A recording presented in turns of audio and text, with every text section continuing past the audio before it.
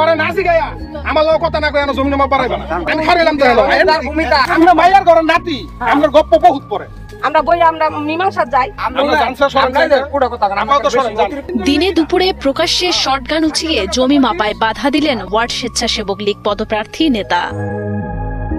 গাজীপুর মহানগরের দেশিপাড়া এলাকার ১৯ নং ওয়ার্ডের স্বেচ্ছাসেবক লীগের সভাপতি প্রার্থী রাশেদুজ্জামান মাসুমের বিরুদ্ধে প্রকাশ্যে শটগান উঠিয়ে প্রতিপক্ষকে জমির খুঁটি তুলে ফেলার জন্য হুমকি দেওয়ার অভিযোগ করেছেন ভুক্তভোগী হারুনুর রশিদ। শটগান নিয়ে আমার বুকে ধরছে, আমার মাথায় ধরছে গুলি করার জন্য, আমার পায়ে ধরছে, হ্যামার নিয়ে এসেছিল।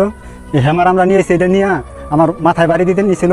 ভুক্তভোগী হারুনুর রশিদের দাবি, দেশিপাড়া মৌজায় পারিবারিক সূত্রে ১ একর ৪২ শতাংশ জমির মালিক তিনি, কিন্তু বেশ কিছুদিন ধরে সেই জমি দখল করে রেখেছেন স্থানীয় ফজল হাজির ছেলে রাশেদুজ্জামান মাসুম ও তার পরিবারের লোকজন। এর আগে স্থানীয়ভাবে সালিশ মীমাংসার চেষ্টা করলেও মাসুম গং তাদের ওপর আরো চড়াও হয়ে ওঠে। এরই জের ধরে শনিবার সকাল ১০টায় হারুন ও তার স্বজনরা ওই জমি মাপজোখ করে সীমানা চিহ্নিত করতে গেলে খবর পাওয়া মাত্রই ঘটনাস্থলে শটগান নিয়ে ছুটে যান স্বেচ্ছাসেবক লীগ নেতা মাসুম। সে সময় তাকে গুলি করে মেরে ফেলার হুমকি দেন বলে জানান ভুক্তভোগী হারুনুর রশিদ। একটা বন্দুকের মতো নিয়ে আসলো, আমি ভাবছি যেদিকে চলে যাবো তো দেখি যে এখানে নামার পরে এটা শটগান নাকি কয় শটগান, ওইটা বের করে এইভাবে বুকের মধ্যে দিল, তোর বুকটা ঝারঝার করে ফেলবো, তো এখানে জমিন মাফসকে। এদিকে গাজীপুর মহানগর স্বেচ্ছাসেবক লীগের সভাপতি সঞ্জিত কুমার মল্লিক জানান, তাদের দলের নাম ব্যবহার করছেন অভিযুক্ত রাশেদুজ্জামান মাসুম। প্রথমত হচ্ছে ওকে আমি ভালো করে চিনি না, ওর কোনো দলীয় পদ নাই, বুঝতে পারছেন। ওই ওয়ার্ডে কিন্তু আমাদের কমিটি আছে, ১৯ নম্বর ওয়ার্ডে হচ্ছে সভাপতি হলো জুবায়ের আল মাহমুদ আর সেক্রেটারি হচ্ছে সাদাত হোসেন।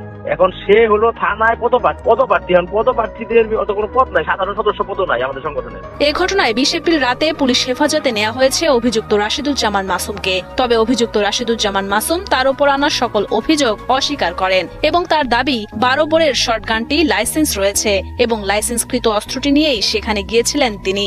এ বিষয়ে তদন্ত সাপেক্ষে আইনগত ব্যবস্থা নেওয়া হবে বলে জানান গাজীপুর জিএমপির উপ পুলিশ কমিশনার আবু তোরাব মোহাম্মদ শামসুর রহমান। অবৈধ অস্ত্র না হওয়ার কারণে অস্ত্র আইনে মামলা করি নাই। এখন যেহেতু সে অস্ত্র অবৈধ না হলেও ওইভাবে তো সে প্রদর্শন করতে পারে না, সেই জন্য আমরা জিডি করছি একটা থানায়, জিডি করে কোর্টের অনুমতি সাপেক্ষে এটা তদন্ত করে দেখা হবে কেন সেটা অস্ত্রটা জব্দ করা হয়েছে, জব্দ করে আমাদের হেফাজতে রাখছি। উল্লেখ্য, আগ্নেয়াস্ত্র লাইসেন্স ব্যবহার নীতিমালা ২০১৬ এর অনুচ্ছেদ অনুযায়ী আগ্নেয়াস্ত্রের লাইসেন্সধারী কোনো ব্যক্তি অন্য কোনো ব্যক্তি বা ব্যক্তির নিরাপত্তা বা সম্পত্তি রক্ষার জন্য অস্ত্রধারী প্রহরী হিসেবে নিয়োজিত হতে পারবেন না। সেক্ষেত্রে তার অস্ত্রের লাইসেন্স তাৎক্ষণিকভাবে বাতিলযোগ্য হবে।